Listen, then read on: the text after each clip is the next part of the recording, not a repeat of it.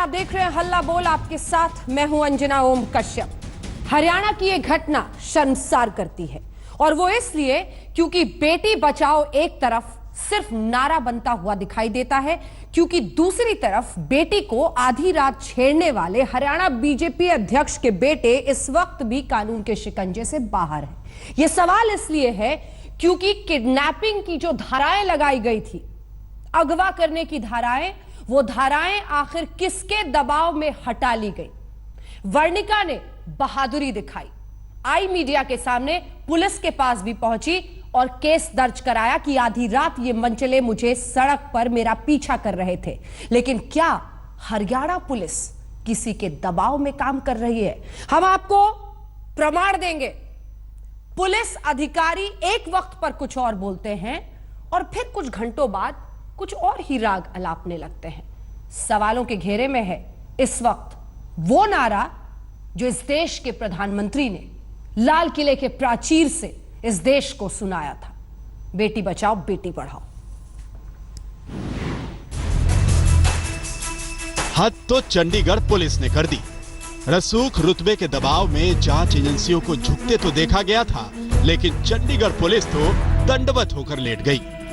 एक वारदात जो आईने की तरह साफ है, उसे चंडीगढ़ पुलिस धोने पोंछने में लगी है, क्योंकि गर्दन जिस शख्स की फंसी है वो हरियाणा बीजेपी का अध्यक्ष है। एक आईएएस अफसर की बेटी का पीछा करने, छेड़खानी करने और अपहरण की कोशिश करने के आरोपी को चंडीगढ़ पुलिस ने बड़े आराम से आजादी दे दी।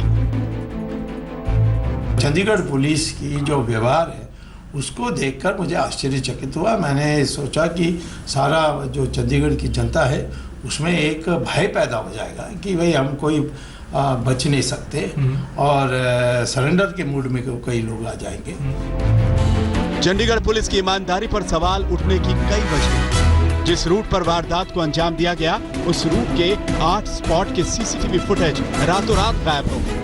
ये वो फुटेज थी जिनसे बीजेपी अध्यक्ष सुभाष बराला के सुपुत्र विकास बराला की अपराध कथा को सबूत की कोई जरूरत ही नहीं रहती। चंडीगढ़ पुलिस पर सवाल इसलिए भी उठ रहा है क्योंकि जिस शख्स को जेल में होना चाहिए था वो पुलिस की दरियादिली से आजाद घूम रहा है, क्योंकि उसे हिरासत से ही जमानत दे दी गई। ये मामला outraging the modesty of a woman और किडनैपिंग का है। उसके बाद 5 बजे एक और प्रेस वार्ता सतीश कुमार पुलिस अधिकारी दोबारा करते हैं और उसमें इस मामले को बदलकर स्टॉकिंग और रॉन्गफुल रिस्ट्रेंट तक शामिल कर दिया जाता है। क्या आज वो हरियाणा के भाजपा अध्यक्ष से इस्तीफा नहीं लेंगे?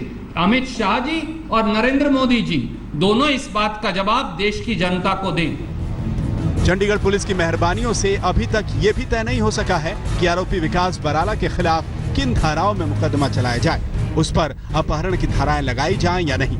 लेकिन बीजेपी में खामोशी नहीं है, पार्टी अध्यक्ष पर हमले शुरू हो चुके हैं। बिल्कुल उनको नैतिकता के आधार पर विपक्ष को मुंह खोलने से पहले ही करारा जवाब दे देना चाहिए।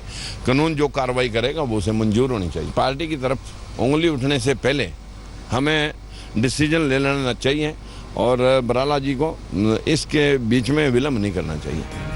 हैरत की बात तो यह है कि बीजेपी के बड़े नेता खामोश क्यों हैं? बेटी बचाओ बेटी पढ़ाओ का नारा जिस प्रदेश से उठा, उसके मुख्यमंत्री कानून और कार्रवाई की खानापूर्ति वाला बयान क्यों दे रहे हैं? मंजीत सहगल के साथ सत्येंद्र चौहान, चंडीगढ़, आज तक। आज सवाल बहुत गंभीर हैं और उन सवालों का सामना करने का वक्त है जवाहर यादव के लिए, जो कि प्रवक्ता हैं हरियाणा बीजेपी के, पूर्व ओएसडी भी रह चुके हैं हरियाणा सरकार में। Doctor Vikram Singh, former DGP Uttar Pradesh के, हमारे साथ जुड़ेंगे। कविता कृष्णन, सेक्रेटरी हैं all India progressive women's association की, वो हमारे साथ जुड़ गई हैं। अलका लांबा, विधायक हैं आम आदमी पार्टी की, वो हमारे साथ जुड़ गई हैं। और प्रियंका चतुर्वेदी, प्रवक्ता कांग्रेस पार्टी की, हमारे साथ जुड़ गई हैं। जवाहर यादव जी, सबसे पहले आपके पास आते हुए, आपको इसका अर्थ समझ में आता है? जो 2 लड़के एक लड़की का आधी रात पीछा करके गाड़ी रोक रहे थे, क्या यह सामान्य ज्ञान नहीं बताता है कि वो उस लड़की के साथ कोई भी सीमा पार कर सकते थे? अगर आपका भी सामान्य ज्ञान वही है जो इस देश के हर नागरिक का है, जो चंडीगढ़ की पुलिस का होना चाहिए, तो क्या आपको नहीं लगता है कि उन लड़कों को इस वक्त नॉन बेलेबल जो कि अगवा करने की धाराएं पहले लगाई गई थी, उसके तहत इस वक्त गिरफ्तार रहना चाहिए, बजाय इसके कि वो आजादी से घूम रहे हैं और आपकी चंडीगढ़ पुलिस यू टर्न ले रही है लड़कियों की सुरक्षा के मामले पर। इसका अर्थ समझते हैं आप? ये खिलवाड़ है लड़कियों की सुरक्षा के साथ।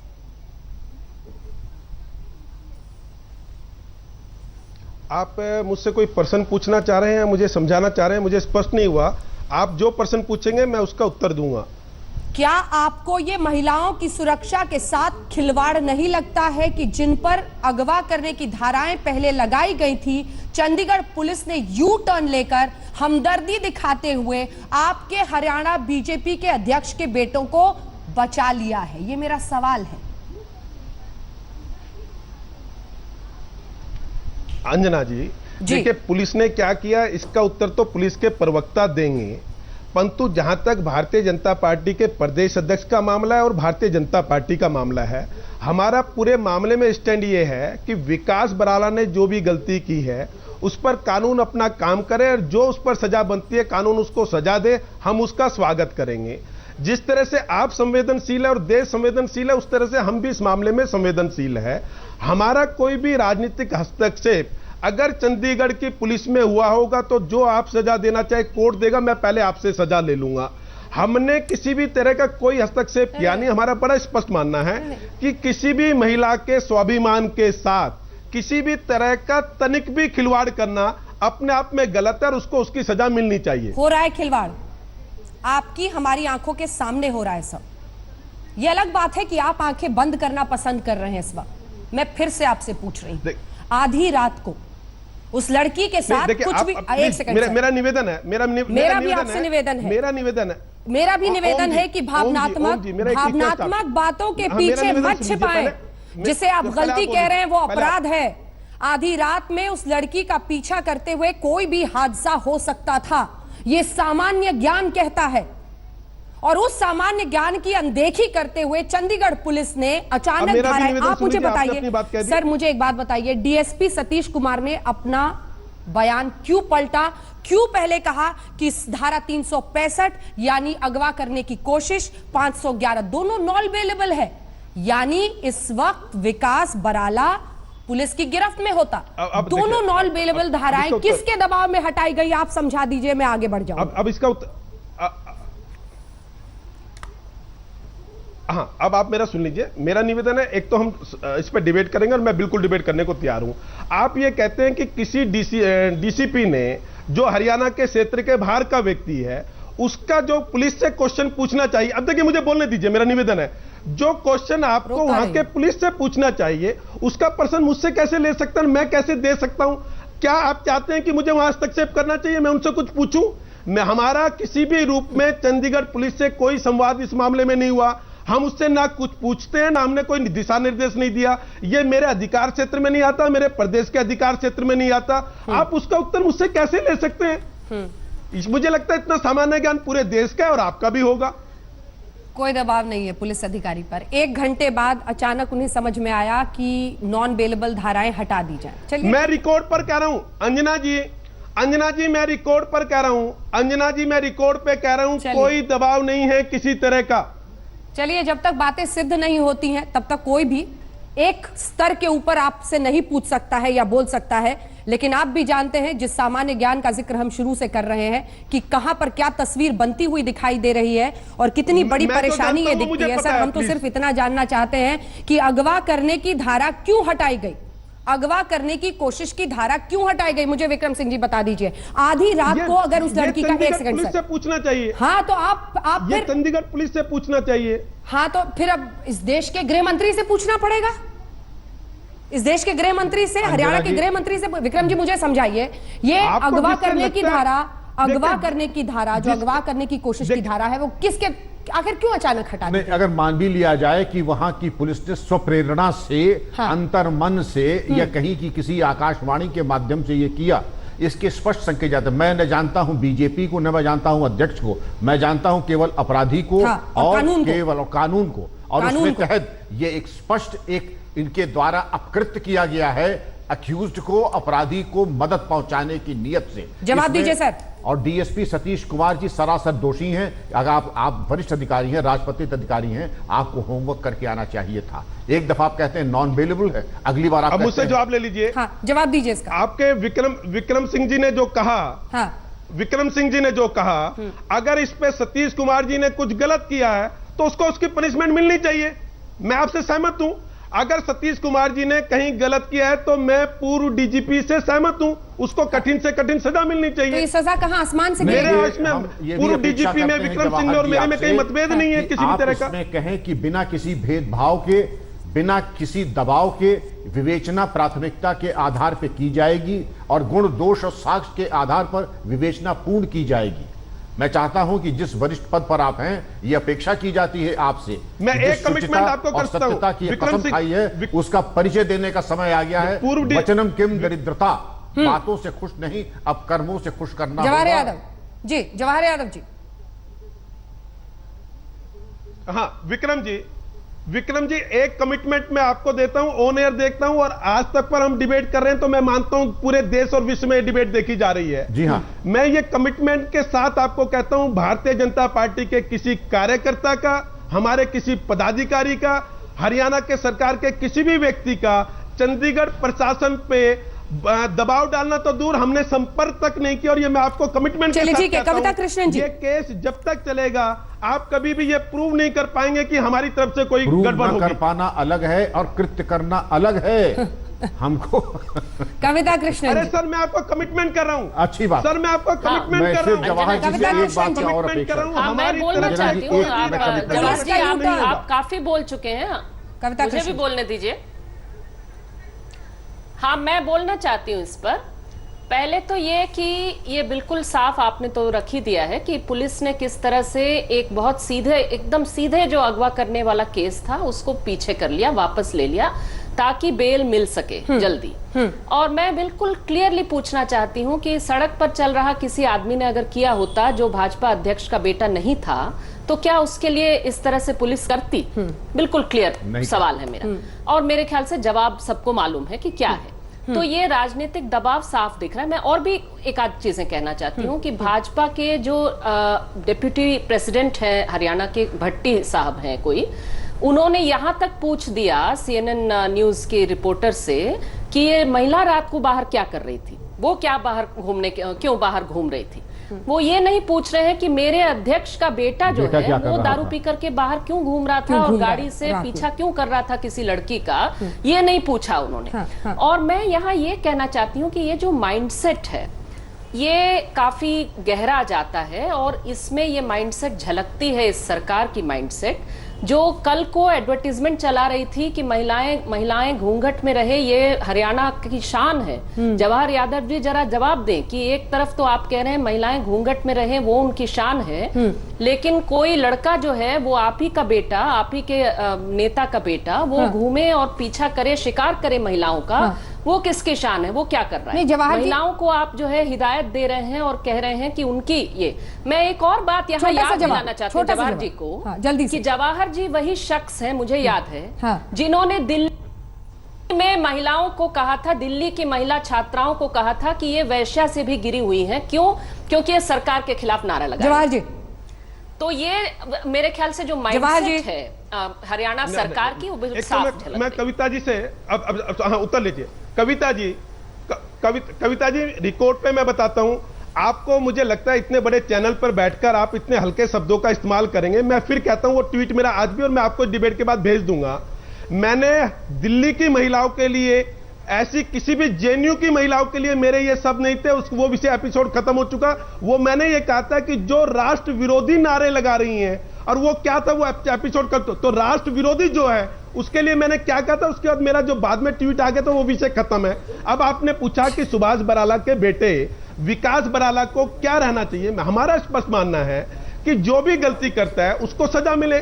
आपने कहा कि घूंघट है, तो हरियाणा ऐसा प्रदेश है मैडम जहां से हरियाणा की बेटियां ओलंपिक में सबसे ज्यादा पदक लेके आती है, सबसे ज्यादा आईएएस और आईपीएस बनती है। और आपने कहा मेरा ये हम भटक रहे हैं, मेरा सवाल बहुत फैक्चुअल है। नहीं, मेरा सवाल बहुत फैक्चुअल है सर। मुझे सिर्फ ये समझा दीजिए कि जो आप बताइए। नॉन बेलेबल धाराएं थी वो क्यों हटाई बताइए, गई? मैं सिर्फ फैक्ट्स पे, अपराध पर, सेक्शन पर नहीं, बात ऐसी करना जल्दी चाहती क्या हूं, थी? क्योंकि ये बहुत हो गया। अब मैं- ये भावनाओं पर, बेटी महान, बेटी सुरक्षा, बेटी को ये, बेटी को वो, ठीक है, बहुत हो अंजना जी गया। उत्तर आप दे- मुझे बताइए उस अंजना- लड़की की अंजना जी सुरक्षा उत्तर की देता जिम्मेदारी हूं। कैसी है? अंजना जी उत्तर देता हूं।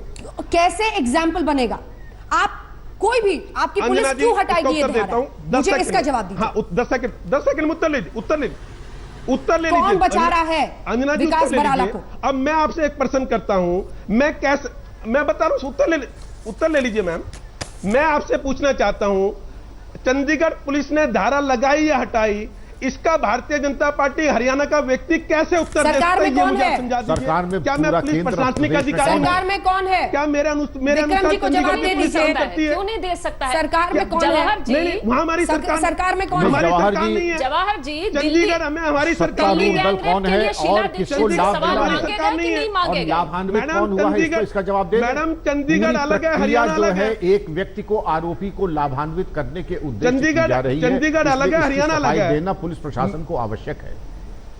प्रियंका चतुर्वेदी जी, मैं आ रही हूं अलका आपके पास। प्रियंका हाँ, देनी चतुर्वेदी, चाहिए पुलिस प्रशासन को। आप चंडीगढ़ इसको अलग है, political बना रहे हैं। पुलिस प्रशासन अंजना को जी, सफाई देनी आप इस चाहिए। बार ये पॉलिटिकल बना रहे हैं। चंडीगढ़ अलग है, सवेरे- हरियाणा अलग है। सवेरे में आपके English news channel Chandigarh police की तो वो होम मिनिस्ट्री के अंडर आता है। सवेरे आपके इंग्लिश न्यूज चैनल पे थी, जहां पे आपके जो रिपोर्टर हैं और सीनियर जर्नलिस्ट हैं प्रीति चौधरी जी, वो बता रही थी कि जब विकास बराला को अरेस्ट किया गया और एफआईआर फाइल हो रहा था, उसी समय पर भारतीय जनता पार्टी के जो अध्यक्ष हैं करीब अपने 30 से 40 कार्यकर्ताओं के साथ पुलिस स्टेशन पहुंचे हैं।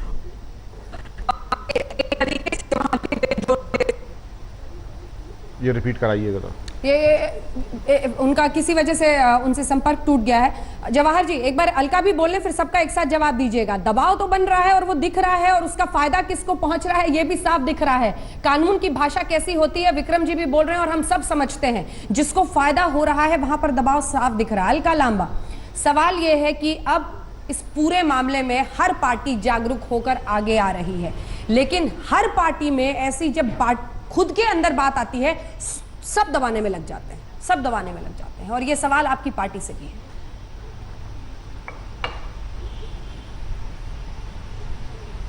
अंजना, मुझे खुशी है जिस पार्टी का जब मामला आया, जितनी जोर से आपने तब उठाया उतनी जोर से आप अब भी उठा रहे हैं। इसलिए बिल्कुल मुझे इस बात के ऊपर खुशी है कि हर मामले को आप एक जैसा देखती हैं और एक जैसा उठा रही है। बात है जवाहर जी की, मैं जवाहर जी की बात से सहमत हूं कि हरियाणा और चंडीगढ़ में अंतर है, बिल्कुल अंतर है। चंडीगढ़ की पुलिस किसके अधीन है? केंद्र के अधीन, दिल्ली की तरह। जवाबदेही किसकी बनती है? केंद्र की। क्या केंद्र के गृह मंत्रालय ने किसी तरीके का दबाव चंडीगढ़ की पुलिस के ऊपर बनाया कि जो अगवा करने की धाराएं थी उसे बदला गया? सीसीटीवी कैमरों से छेड़छाड़ हुई, यह भी हमें पता लगा है। नारा था बेटी बचाओ, लेकिन बेटी अगर भाजपा के नेता की नहीं, बेटा है, तो फिर बेटा बचाओ नारा हो जाता है। आज यही नारा है कि भाजपा के बेटे से भारत की बेटी बचाओ। हम ये कह रहे कि दबाव बना। अंजना, इसको आपने भी बार बार कहा कि प्रेस कॉन्फ्रेंस करके सतीश कुमार जो वहां के पुलिस अधिकारी है, उसने एक बात कही, कुछ घंटों के बाद बयान बदल जाता है। इस दौरान क्या हुआ, किन्होंने फोन किया, किन्होंने संपर्क किया, किन्होंने दबाव बनाया, इसकी जांच होनी बेहद जरूरी है। विक्रम सिंह जी ने कहा अगर संतोष कुमार जिम्मेदार हैं तो उन पे कार्रवाई हो, उन पे भी कार्रवाई हो जाएगी। हो सकता है सुभाष बरनाला जिनके बेटे हैं उन पे भी कार्रवाई हो जाए, वो भी हो सकता है जनता और मीडिया के दबाव में इस्तीफा दे जाएं अपने पद से। लेकिन क्या विकास बरनाला को सजा मिलेगी, या फिर इसी तरह होगा कि सतीश जी को सस्पेंड कर दीजिए, या फिर ठीक है पद से हटा दीजिए सुभाष जी को? लेकिन अक्सर एक सेकंड मैं आपको रोक रही हूँ, मैं रोक रही हूँ जवाहर यादव जी, आपको भी रोक रही हूँ। एक सेकंड, ठीक है, इसका जवाब हम जवाहर यादव जी से लेंगे, लेकिन इस वक्त सीधे वर्णिका हमारे साथ जुड़ी। वर्णिका जी, शुक्रिया आपका हमारे साथ आज तक पर जुड़ने के लिए। इस पूरे मामले को अब आप आगे कैसे ले जाना चाहती हैं? सबसे बड़ा सवाल यही है कि अगवा करने की जो कोशिश की धारा पहले लगाई गई थी उसे बाद में पलट दिया गया, और यही अब सवालों के घेरे में, और इसी वजह से विकास बराला आजाद बाहर है। वर्णिका, यही है, मतलब उस रात तो जब वो भी कर रहे थे तो उन्हें नहीं पता होगा कि मैं कौन हूं। शायद तभी उन्होंने कोशिश भी की। अगर पता होता तो शायद वो सोचते कि हम फंस भी सकते हैं तो ना करते। लेकिन बात वही है, अगर पता होता तो सोचते हम फंस सकते हैं। एंड यही आई थिंक हम बदलना चाहते हैं कि उन्हें इस बात का डर क्यों लगे कि मेरे फादर क्या है। उन्हें इस बात का डर लगना चाहिए कि हम अगर कोई गलत काम करेंगे तो हम पकड़े जाएंगे और हमें उसी की अप्रोप्रिएट सजा मिलेगी। बिल्कुल बिल्कुल। और ये डर और खौफ तभी होगा जवाहर यादव जी जब सही धाराएं लगाई जाएंगी। बेटी बचाओ वर्सेस बेटी उठाओ, सवाल यही है कि अगर सत्ता का नशा कुछ इस तरह से सिर पर सवार हो तो कोई भी सोचता है कि वो कुछ भी करके निकल जाएगा। यही लगभग विकास बराला ने सोचा होगा। वर्णिका, मैं आपसे ये पूछना चाहती हूं कि कब आपको पता चला कि, क्योंकि आप जब गाड़ी ड्राइव कर रही थी वो थे, आपने पुलिस को फोन किया, बताया कि ऐसे पीछा करें, पुलिस ने कहा नहीं तुम गाड़ी चलाती रहो, रोको मत, क्योंकि रुकने के बाद कोई भी हादसा हो सकता था। कब आपको पता चला कि आरोपी बड़े नेता का बेटा है? वो तो मुझे बहुत बाद में पता चला था। मतलब मेरे को सिर्फ मेरे हिसाब से मुझे 2 लड़कों ने टेरराइज किया, उन्हें पुलिस ने पकड़ा और मैं और मेरे फादर गए और हमने उनके अगेंस्ट कंप्लेंट लिखा दी। मैं जब कंप्लेंट लिखा के आई तो मुझे उनके नाम भी नहीं पता थे। और तो मतलब मेरी जो लड़ाई थी वो उन लड़कों के और उन जैसे और लड़कों के अगेंस्ट थी। और यही लड़ाई अब देश की बन रही है और यह समझना पड़ेगा उन तमाम सत्ता के नशे में चूर लोगों को जो ये सोचते हैं कि ऐसे वक्त पर भी वो कानून को अपनी जेब में लेकर आसानी से घूम पाएंगे, क्योंकि ऐसा हो नहीं रहा है। सवाल पूछे जा रहे हैं, गंभीरता से पूछे जा रहे हैं और लगातार पूछे जाएंगे। पुलिस जब आरोपियों के लिए कवच बन जाए तो समझिए कोई पेच है, और वो पेच अगर सत्ता का दबाव निकले तो हिंदुस्तान में ज्यादा अचरज भी मत कीजिए। हम आपको सुनाते हैं, चंडीगढ़ में आधी रात एक लड़की का पीछा करना और छेड़खानी के मामले में अगवा करने की धाराएं कैसे हटाई गई, क्या दबाव दिखा, किसको उसका फायदा पहुंच रहा है, पुलिस कैसे पलटी घंटों में, देखिए सुनिए। जी हाँ, 164 सीआरपीसी की स्टेटमेंट के बाद हमने 341 आईपीसी, 365 आईपीसी, 511 आईपीसी जो कि नॉन बेलेबल सेक्शंस हैं वो हमने धाराएं ऐड की हैं। तो इसमें क्या किडनैपिंग का भी बनता है? अटेम्प्ट टू किडनैप का हमने धारा लगाई है। टाइम तक मेरे पास कॉपी नहीं आई थी, ओरिजिनल कॉपी आ गई है 164 की। 164 की स्टेटमेंट में लड़की में कहीं भी किडनैपिंग का जिक्र नहीं हुआ है, उसमें सिर्फ 341 का जिक्र है, वो हमने ऐड कर दिया है। और फर्दर कोई अगर सेक्शन बनेगा तो हम उसमें लीगल ओपिनियन लेके लगाएंगे। उसमें अभी 341 आईपीसी ऐड कर दी गई है, बाकी हम 164 की स्टेटमेंट को लीगल ओपिनियन के लिए भेजेंगे। सर, जो लीगल ओपिनियन पे सेक्शन अगर कोई ऐड होता हम जरूर करेंगे। नहीं सर, अभी तक क्यों नहीं किया सेक्शन? अभी सर इस केस को इन्वेस्टिगेट करते हुए हमें सिर्फ 3 दिन हुए हैं। सर, यदि कोई आम व्यक्ति होता तो उसके बारे में भी यही पुलिस सारा सिस्टम अडॉप्ट करती? सर देखिए, ये आपकी अप्रीहेंशन है, हमारे ऊपर कोई किसी तरह का दबाव नहीं है। अगर ऐसी कोई बात होती तो सेम डे FIR क्यों रजिस्टर? सर देखिए, हर केस अलग होता है, हम उसको किसी और से कंपेयर ना करें। मैं एक बार बार कह रहा हूँ, हम बिल्कुल ओपन माइंड से चल रहे हैं। अगर कोई सेक्शन लगेगा तो हम जरूर लगा देंगे। सुना आपने, साहब बता रहे हैं कि हम किसी दबाव में नहीं हैं, कोई सेक्शन लगाना होगा तो लगा देंगे, ओपन माइंड से चल रहे हैं। ऐसे न जाने कितने मामले सामने आए होंगे और पुलिस की नजर से उन्हें अच्छी तरह से समझ में आ रहा होगा कौन कौन सी धाराएं लगनी चाहिए। लेकिन हां, बीजेपी हरियाणा के अध्यक्ष के बेटे हैं और यह दबाव साफ दिख रहा है, कोई इससे इनकार नहीं कर सकता है। हमारे साथ तमाम खास मेहमान बने हुए जिनके साथ हम चर्चा करेंगे, लेकिन वर्णिका, सिर्फ मुझे पता है कि इस पर खुलकर कुछ भी बोलना, क्योंकि आपने पहले ही बहुत बहादुरी दिखाई है, सामने आई है और सच सामने लाई है, जिससे कि देश की लड़ाई बनते जा रही है। ये सिर्फ एक केस में क्या हो रहा है ये लड़ाई नहीं है, ये लड़ाई है कि क्या इस देश में आजादी से लड़कियों को घूमने की सुरक्षित वातावरण मिलना चाहिए या फिर उस पर भी अब पहरा रहेगा या फिर उसमें भी दखल रहेगा। मेरा सवाल आपसे यह है, चंडीगढ़ पुलिस की जांच पर आपको भरोसा है इस वक्त? अब मैं कह तो नहीं सकती कि कोशिश हो रही है या नहीं, लेकिन अगर हो भी रही है, अभी सिस्टम फेल नहीं हुआ है। अभी तक जो मेरे सामने हुआ है वो वैसे ही हुआ है जैसे होना चाहिए था। चंडीगढ़ पुलिस ने मेरी जितनी हेल्प की बिल्कुल वैसे की जैसे करनी चाहिए थी। तो मेरे सामने अभी सिस्टम फेल नहीं हुआ है, तो मैं अभी भरोसा रखूंगी। दबाव और बाकी ये चीजें हैं, जिस दिन तक मुझे असली फेलियर, हाँ जी, जिस दिन तक मुझे असली फेलियर नहीं दिखा तब तक तो मैं उम्मीद यही रखूंगी। बिल्कुल, और सवाल भी यही है कि दबाव बनाने की कोशिश हो रही है या अंततः इंसाफ मिलेगा। एक आखिरी सवाल क्योंकि ये हमेशा से इस मामले से जुड़ा हुआ सवाल रहा है। जब भी कोई लड़की खुलकर सामने आती है, कहती है मेरे साथ छेड़खानी हुई है या मेरे साथ ऐसा किया गया है, तो या तो नेता पहुंच जाते हैं बताने के लिए, जैसे शीला दीक्षित एक बार दिल्ली में निकली थी बताने की एडवेंचरस लड़कियों को नहीं होना चाहिए। कोई ना कोई नेता अलग अलग तरीके से, या फिर अबू आजमी जैसे कोई मुंबई में बैठे हुए बताते हैं कि चींटियां हैं लड़कियां, चीनी की टुकड़े हैं और चींटियां हैं लड़के। और ये जो अनाप शनाप नेताओं के बयान आते हैं, सोशल मीडिया पर आजकल खूब टारगेट किया जा रहा है। सोशल मीडिया पर आपके बारे में भी तरह तरह की बातें लिखी जा रही हैं, उनके लिए क्या जवाब होगा आपका?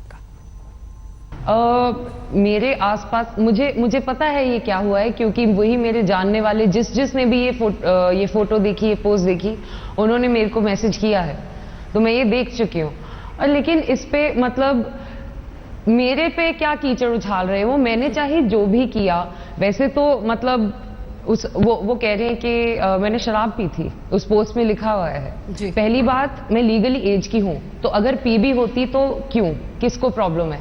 दूसरी बात, मैं पुलिस को मैंने फोन किया गाड़ी चलाते हुए, पुलिस स्टेशन में मैं इतने घंटे उनके साथ बैठी, लेकिन किसी पुलिस वाले को नहीं पता चला कि मैंने शराब पी थी। लेकिन ये जो हैं जिन्होंने स्टेटस लिखा है, उनको पता चल गया दूसरे शहर में बैठे बैठे।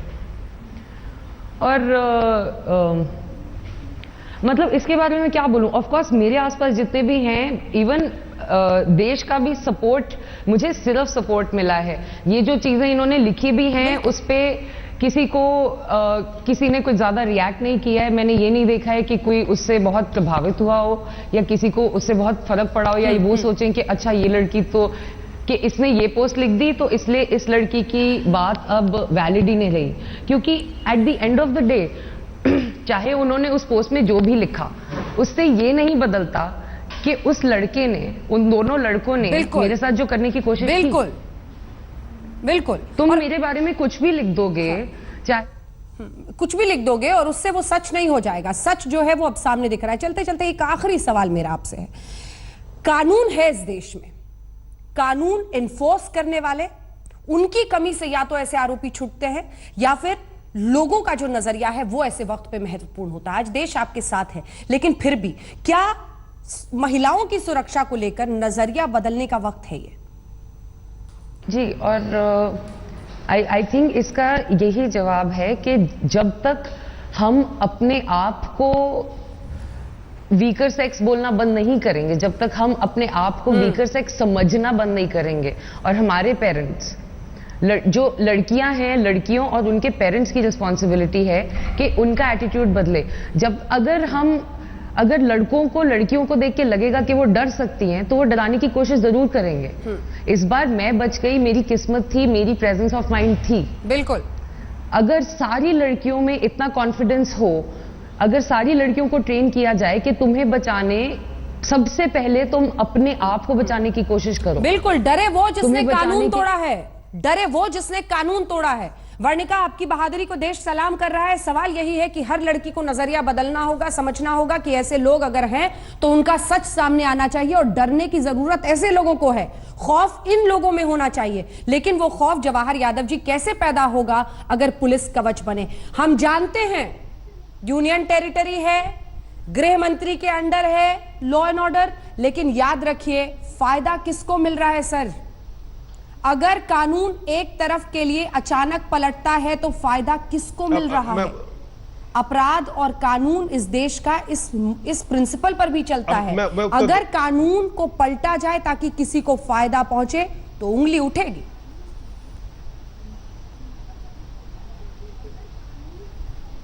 अब मैं इसका उत्तर देना चाहता हूं। मैं वर्णिका कुंडू ने जो कहा पूर्णतः उससे सहमत हूं। मेरे प्रियंका चतुर्वेदी ने कहा कि वहां प्रदेश अध्यक्ष सुभाष बराला 50 लोगों को लेकर पहुंच गए थे। वर्णिका कुंडू कह रही हैं कि जब तक ये मामला हुआ हम एक दूसरे को जानते नहीं थे। वर्णिका कुंडू के एक एक शब्दों से मैं सहमत हूं। जो दोषी है उसको कठोर से कठोर सजा मिले, जो एक नजीर पैदा हो, परंतु इस पर बेवजह की राजनीति करना, वर्णिका कुंडू ने खुद कहा, उनके परिवार ने कहा कि कोई पुलिस के, अभी तक हम पुलिस से संतुष्ट हैं। तो जो शिकायत करता है, मुझे लगता है उसकी भावनाओं का सम्मान सबको करना चाहिए। शिकायतकर्ता जब कह रही है कि अभी तक हमें पुलिस पे भरोसा है, और ये उन्होंने 2 मिनट पहले कहा, अगर वर्णिका कुंडू पुलिस पर भरोसा कर रही है, तो मुझे लगता है हम सबको भी पुलिस पर भरोसा करना चाहिए और दोषी जो होगा उसको कठोर से कठोर सजा मिले। हमारा कहीं इसमें राजनीतिक हस्तक्षेप होता हो तो आप हमें बताएं। मैं इस डिबेट में रहूं या नहीं? अंजना जी, मुझे बोलने का मौका दिया जाएगा। पिछले 1 घंटे से मैं सुन रही हूँ सबकी। आ रही हूँ, फौरन आ रही हूँ। कविता जी जल्दी मैं बोलना चाहती हूँ। कविता जी जल्दी से बोले, फिर आ रही हूँ प्रियंका जी। मैं बस इतना कहना चाह रही हूँ कि वर्णिका जी सिर्फ पुलिस पर भरोसा नहीं कर रही हैं, वो हम सब पर भरोसा कर रही हैं कि हम सवाल करें पुलिस से। ठीक है, पुलिस पर तब भरोसा करती है कोई विक्टिम जिसका पूरा इन्वेस्टिगेशन पुलिस पर निर्भर हो, वो पब्लिक टेलीविजन में आकर के पुलिस के खिलाफ नहीं बोलने वाली है। लेकिन पुलिस से सवाल करना, सरकारों से सवाल करना हम लोगों का काम है, देश के नागरिकों का काम है और हम करेंगे। प्रियंका जी, जवाहर जी जो बात कह रहे हैं वो कहीं से भी आपको करना चाहिए, परंतु वर्णिका क्या सोच रही है वो तो आप सहमत कीजिए ना प्लीज। प्रियंका जी, जब एक महिला अपने अधिकार के लिए खड़ी होती है, वो लाखों करोड़ों महिलाओं का मनोबल बढ़ाती हैं कि आकर इस तरीके की जो हरकतें होती हैं उसको आकर उसके लिए लड़ाई लड़ें। तो जो वर्णिका जी कर रही है, मैं उसको बहुत सम्मान करती हूँ और इमेंस रिस्पेक्ट है जो वो कर रही हैं। सम्मान चंडीगढ़ पुलिस के लिए भी है कि चंडीगढ़ पुलिस को जब फोन गया वो लोग वहां पे पहुंचे, पर सवाल तब उठ खड़ा होता है कि जब उनको पता चला कि कौन इसमें इस घटना में शामिल है, तो वहीं से कहीं ना कहीं, और राजनीतिक दबाव हम इसलिए मानते हैं क्योंकि एक तो पहले सारे सेक्शन धाराएं डाइल्यूट की गई, आज 9 में से 7 सीसीटीवी में कोई रिकॉर्डिंग नहीं है क्योंकि वो नॉन फंक्शनल हैं। तो आज जब वर्णिका का केस कोर्ट में पहुंचेगा और किसी तरीके की सीसीटीवी की फुटेज नहीं मिल पाएगी, तो क्या आप केस को, और जो विकास बरनाला है उन पे जो कार्रवाई होनी चाहिए, कहीं ना कहीं आप उनके लिए जगह, उनके लिए उनको बाइज्जत बरी करने के लिए आप जगह दे रहे हैं। 9 में से 7 सीसीटीवी काम नहीं कर रही हैं, नॉन फंक्शनल है। ये बात गलत है, ये बात गलत है। ये बात गलत है कि 9 में से 7 सीसीटीवी की रिकॉर्डिंग नहीं है, तो आप तो पूरा केस डाइल्यूट कर रहे हैं। और आप लोग अगर अपनी नैतिकता की बात करें तो आपके उपाध्यक्ष पे मैंने कहीं नहीं सुना कि उपाध्यक्ष पे किसी तरीके की कार्रवाई हुई जहां पे वो वर्णिका पे सवाल उठा रहे हैं। आपने, मैंने ये नहीं सुना कि सुभाष बरनाला जी से पूछा जाए, उन्होंने कहा जाए कि नैतिकता के आधार पे आपको आपकी पदवी से हटना चाहिए और पूरी कार्रवाई होनी चाहिए। एक सेकंड, ये कहीं ज्यादा बड़ा सवाल है। ये बीजेपी वर्सेस कांग्रेस नहीं है। विक्रम जी, क्या ये संदेश जा रहा है कि कानून विकास की जेब में इस वक्त? ऐसे जब कभी अब प्रकरण आते हैं, rarest of the rare case में पुलिस की विश्वसनीयता पे प्रश्न उठता है, तो इनको प्राथमिकता के साथ विवेचना होनी चाहिए और अपराधियों को ऐसी सजा मिलनी चाहिए, उनको रौंद देना चाहिए जिससे कि एक नजीर बन जाए, दोबारा कोई दुस्साहस न करे हमारी बच्चियों की तरफ देखने के लिए। धारा बदलना गलत है, ये धारा अगर आप रहते तो लगाते। मैं धारा और भी लगा देता, 307 अटेम्प्ट टू कमिट मर्डर, इसके अलावा राष्ट्रीय सुरक्षा अधिनियम और गैंगस्टर एक्ट और मकोका, मैं चारों लगाता। अब ये सवाल डीएसपी चंडीगढ़ और एसएसपी चंडीगढ़ पर है कि अगर जिस वर्दी को आपने पहना है उसका अर्थ ये है कि आप अपनी नौकरी निभाएं, तो फिर ठीक है, ये धाराएं लगनी चाहिए। और अगर आप कुछ और ही कर रहे हैं, सत्ता के सामने नतमस्तक हो रहे हैं, तो फिर अपनी फितरत में लगे रहिए, सवाल पूछे जाएंगे। देखते रहिए आज तक।